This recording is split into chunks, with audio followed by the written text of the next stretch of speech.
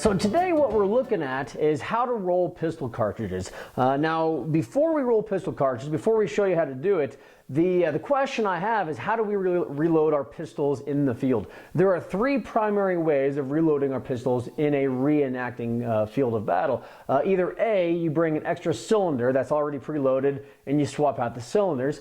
B, you bring flasks, a flask of powder, a flask of cream of wheat, of whatever your packing material is, and load it that way in the field. Or three, you have preloaded, pre-rolled pistol cartridges that you take out of your pistol cartridge box and load that way. So let's take a look at each one of these specifically and address them as is. So the first one is the pistol, the extra cylinder. The idea that we kind of filter everything through the reenacting hobby is the term NUG, N-U-G. That term, that acronym stands for, is it normal, is it usual, is it general? And we apply, whether it's our uniform, tack, gear, weaponry, whatever it is, we apply it to that acronym, and that question is whatever is what we're doing, normal, usual, and general. While you can I guess get an article, or you can show proof of any wild thing you want to prove, because there's a lot of different accounts out there, a lot of you can find something for everyone, but the question is, was it normal in the rank and file? Now when it comes to extra cylinders, while there are diaries and there's accounts and there's there is proof that extra cylinders were carried in the field, and definitely extra pistols were carried in the field, it was not normal, usual, or general for the entire rank and file to have that. And so since we're trying to portray the normal, usual, authentic cavalry soldier, then we try to steer away from that. So from our context, definitely stay away from bringing extra cylinders in the field. When it comes to reloading extra cylinders in the field, it is very difficult to do that for Colt Armies, Colt Navies. Obviously a little bit easier, a lot easier for the Remingtons, but since it wasn't issued, it wasn't an issued item, it was a private purchase item. There's a lot of arguments back and forth, but generally speaking, you can't, kind of hard to argue with it. It wasn't normal, wasn't usual, wasn't general for the rank and file to have extra cylinders, so we just kind of throw that off to the side. We strongly discourage carrying extra cylinders in the field for that reason. The next one we talked about is bringing extra flasks in the field, whether it's a flask of powder, a flask of your packing powder, whether it's cream of wheat or oat flour, whatever it is, and then putting the powder in, putting it and then the packing material in, and then ramming it down in there. Again, not really authentic. They weren't issued flasks in the field. Now again, there are accounts, there are diaries of guys carrying powder flasks and cap and ball in the field. But it wasn't normal, it wasn't usual, and it wasn't general. So again, we avoid trying to carry flasks in the field.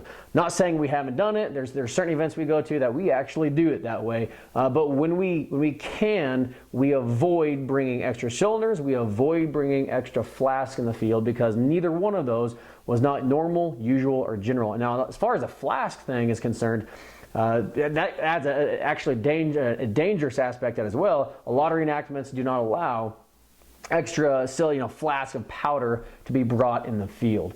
So there's the safety aspect of that. So which brings us to our third option, which is what we're going to talk about today, is how to roll a pistol cartridge. Now pistol cartridges were issued to the troops, especially as far as the cavalry soldiers, in small wooden boxes that had holes drilled out in the cartridges and the caps in that. You would kind of a tearaway box, you would open the lid, and we'll show some pictures here real quick. To open the lid, and you'd be able to pull them out, put them in your pistol, throw them in there, and then seat them. And that's exactly what we have planned for our pistol cartridges. So let's go ahead and let's talk about how to roll these.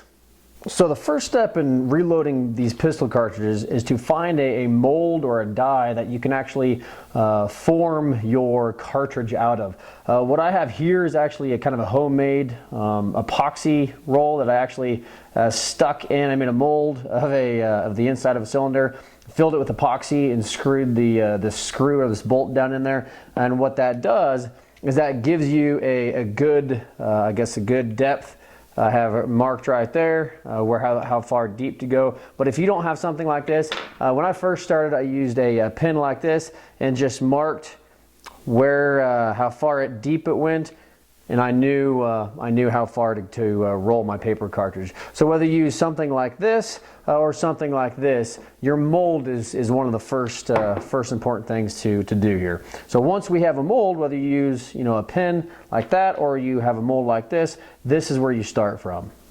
The next thing you're going to need is cigarette paper. Cigarette paper, most of it is consumed when you actually discharge the pistol. There is some paper left over depending on how hot your charge is, but this tends to burn up completely. Now, one of the things you can do to be more authentic is actually to nitrate your paper, which is basically to soak it in a more, I guess, more flammable type of solution that will actually consume the entire paper. I don't do that just because I get lazy, and the cigarette paper works just fine. This is what it looks like. The biggest key to the cigarette paper is get the biggest cigarette paper you can, the wide version, the biggest size you can get. So this is what it looks like when you pull it out. So for instance, comes like this, and all you need to do is just pull out a piece, and this is what you have here. So once you have your mold and your cigarette paper, now you're ready to actually roll your cartridge. So the next thing we're going to talk about is the packing material. Now, a lot of people use cream of wheat, but the problem with cream of wheat is it's still a little bit too grainy, and you have to really pack it in there or else it still falls out when you're riding around, trotting, galloping around with your pistol pointed downwards. And so what we found is we actually use a whole grain oat flour that you can pick up at Walmart. And so once we pick it up at Walmart and we bring it home, we use the standard cooking measuring cups to scoop it up into, and then we use a kind of a secondary powder measure that has a plunger inside of it, and we actually use that powder measure as kind of a syringe with a plunger to inject this oat flour into our cartridges. You'll see how we do this here in a little bit. Now, to start the process, what we need to do, as you can see, is to pack or to fill the powder measure with that oat flour. You just pack it down in there and you should be good. Now, once you have that ready, then you go ahead, take a piece of your paper out, then you wet the glue side, lay it down, and whatever you're using for your form, you fold it in triangularly and roll it to you. Now, the secret to making these powder cartridges work is to make sure there's only one single layer of paper between the primer or the spark and the powder itself. If you have too many folds or anything like that, it won't work.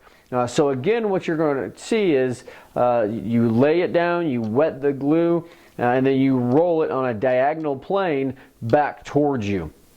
Once you roll it all the way up, get the last bit of the corner wet, and then of course that seals it where you need to do. Once you do that, then you take it off your form, put your pre-measured powder inside of that, and then make sure you have the right measure of powder. And then once you do that, then you add your plunger with the oat flour into your form and just plunge it to the depth that you actually need. Now, we use the plunger itself.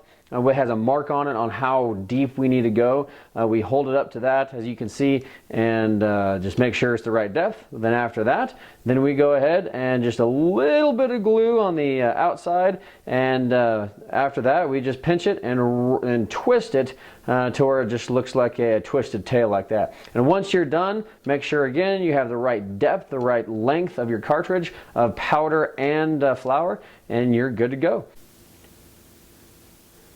So here's another example of wetting it down and then folding that end over, just to give you guys a different angle, kind of seeing multiple times kind of what we do, how we roll these. Again, that very edge, the very end, wet it if you need to, pull it off your form, load your powder through it, and then once your powder is loaded, then go ahead and use your plunger to actually seat it, get the right depth, and then go from there.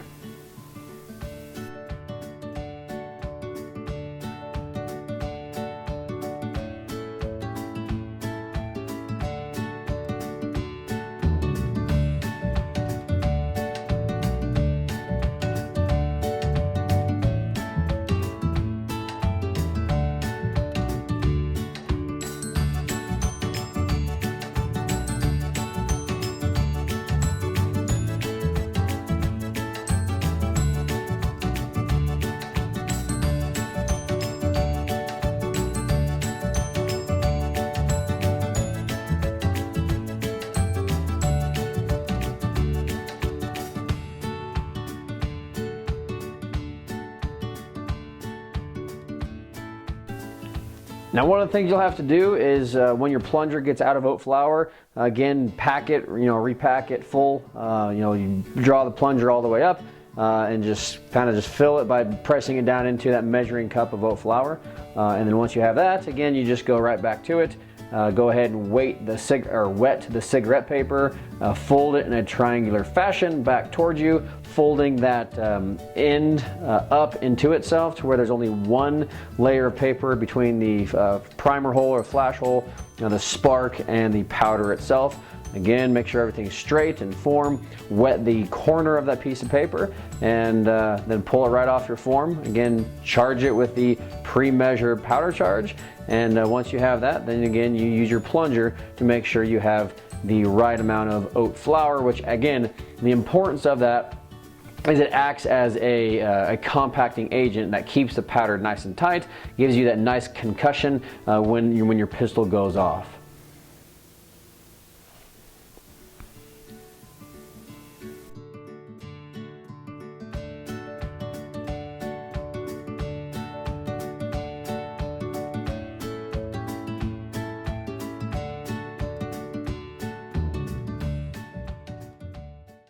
Now that we have our cartridges done, let's take a look at how they actually fit in and are used in our pistols. So as you can see here, we just slip them in, compact them down, and once you have all 6 cylinders done, then you just prime the cones or prime the nipples, and you should be good to go. Again, this is a way that we can do this fairly easily mounted, fairly easily on horseback, and it's a little bit more authentic, or actually a lot more authentic than bringing flasks in the field or spare cylinders. Now, obviously, having the tail on the end is not the most authentic thing. We've tried folding over both sides before, but they tend not to, for some reason, not to work. Of course, we're still working on that, but just twisting and rolling the end tends to work. It makes it easier to grab, and still is a little bit more authentic, like I said, than the bringing your own flasks or bringing spare cylinders.